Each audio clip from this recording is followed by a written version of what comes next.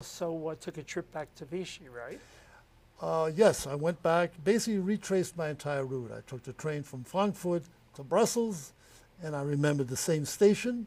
I went from Brussels to Toulouse. I went from Toulouse with a car this time to La Ile, and then I took the train from in Carcassonne to go to Barcelona, and then from Barcelona we went home. We didn't go to Lisbon, but I'd been to Lisbon during my career in the solar energy business, and I'd gone to the synagogue. My brother had been bar mitzvah, and there was an older woman in her late 60s who had put me on the boat to America, and she said, "Manfred," because that was what my name was. I remember you. You were the worst kid in the 20,000 I put on that boat for HIAS and the Joint Distribution Committee. I remember you because you refused to leave. You held on to the pier, and then you held on to the ropes, that tied the ship to the pier. And it took three of us to remove you because you had a terrible tantrum and you were very strong. So I remember you, Manfred. Can I ask you if you've changed over the years? Nah. That's what I thought. So let's continue on with the story. Okay. Now, at 9 years old, you came to the United States. What were your impressions as a 9-year-old German-speaking child who didn't know a word of English? Well, I was angry that, people didn't treat me very well. I didn't like that they had separated my brother and I almost within a month after we arrived in America. We had been together the entire time in Germany, in Belgium, in France, in Portugal, and it was, they took us apart. So my crutch left. I was at that time 9.5 years old, and it was awful. So I didn't have my big brother protecting me. I was in several foster homes because I had attitude problems, they called it. I really was an enfant terrible, which is kind of a little kid who is trouble. So my brother found a home almost within a month after we got here. He was in a permanent foster home who did not want two children, especially one as unruly as I apparently was. So it took three different placements before I found a permanent home. And that's when I started school. And in school, since I couldn't talk, and I could curse them in French, but I couldn't curse them in English, so it didn't mean anything. And so I used my fists a lot. And I was put in third grade, which for a 10-year-old is kind of back. But by the time I learned English by going to movies, mostly John Wayne war movies, because I could understand, what the dialogue would have been because I could see the action. Mm-hmm. And I read a lot of mythology and things like that because I liked that kind of stuff. And so I learned English within a few months, well enough to be raised in my school. And I actually graduated from junior high a year ahead, and then went on to high school. And I got out when I was 17. Now I'm going to ask you a question which hopefully is not terribly embarrassing. Mm-hmm. But you had told me a little story when you were a little child, when you first arrived, something to do with a movie. Ah, yes. Yes. First of all, the ship during the 2-week passage on the Serpa Pinta, which was, by the way, to Philadelphia, not New York, so I got robbed of even seeing New York directly. So I was angry. The streets were not paved with gold in Philadelphia. There was no chewing gum in Philadelphia. The first thing they did was hustle my brother and I off on a train, 30th Street Station in Philadelphia, which I've then subsequently lived in Pennsylvania, in Philadelphia, so I know it. And it was just like Europe. Every place I remember, all the train stations. There's always a train in all of my history. And this train went to New York. at Penn Station.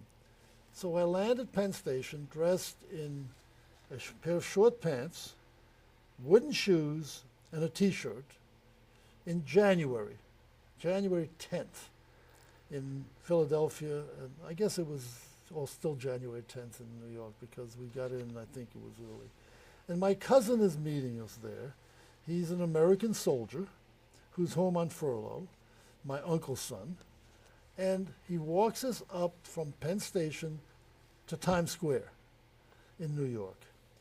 And I see all kinds of movies and all kinds of places. We pass the Laugh movie, and I stand in front of the mirrors, which distort me. We stop at a place called Grant's, which I have my first hot dog with mustard and a Coke, something I've heard about but never had. That was very good because, as I said, I threw up every day for that 2 weeks, and I hadn't eaten anything. So this was very good tasting. And then I look at all these movies, and I can't read English. I don't know what they're about. But I stop at one movie, and I can read this. It's in French. And it's a movie with lots of pictures of girls half nude. And I tell my brother in French, and he tells my cousin in German, because he speaks no English either, what I want. And I told him, je veux aller ici. I want to see this movie because I understand it. I mean, it's French. And my cousin speaks to him in German, who then he translates into French. You can't, you're too young. And I try this again in different ways. And he's still not letting me. So I throw a tantrum. And I'm lying on the pavement at the corner where the Times Building marquee is at the movie. And I'm banging the floor, cursing every word in French I know. And people stop over and they say, what are you doing to the kid? Because my cousin's trying to pick me up to take me into yet another train, the subway, which is in a hole in the ground, and I mean another train that I'm terrified by. But that's what my arrival to New York was like. Sounds very exciting both for you and your brother and your cousin. Yes, it was. But I remember that very vividly. I can imagine you did. Now, you grew up in a series of foster homes. Yes. How does a kid growing up in foster homes ever go on in his education to become a PhD? That sounds like a very interesting story. That's a long story. When I graduated high school, I was 17, as I said. And the foster home program, which was run by the Jewish Child Care Association, similar to the Jewish Family and Children's Service here in the Boston area, had paid for the home, the board and the room, had given me medical services, had given me an allowance for clothing. So basically they had appointed a guardian, an attorney, to be my legal representative. So I had all of this, but the rules were that if you graduated from high school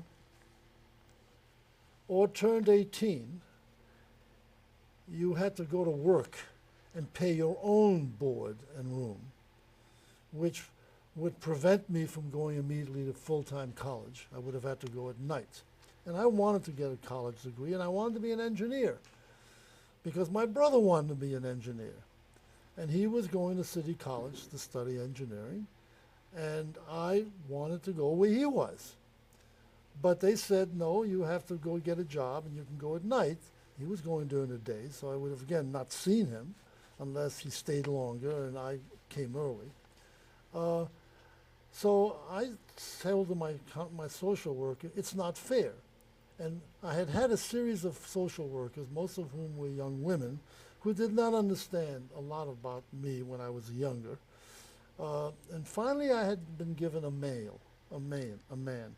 He understood about what children need, and with his help, I was able to arrange to see one of the trustees or directors or board members of the JCCA, which he said this the only way it can be changed is if the board votes to do it. Now I graduate in June. I want to go to City College in September. And, I mean, the board doesn't meet in the summertime. But the chairman of the board, it turns out, has a place in Boston or Cape Cod somewhere, and he was coming back for 2 days in New York to do some business thing. That man was Admiral Lewis Strauss. He had been an admiral in the Navy, a rear admiral, a vice admiral, and he also been the head of the Wartime Atomic Energy Commission. So he was a pretty high-level guy. And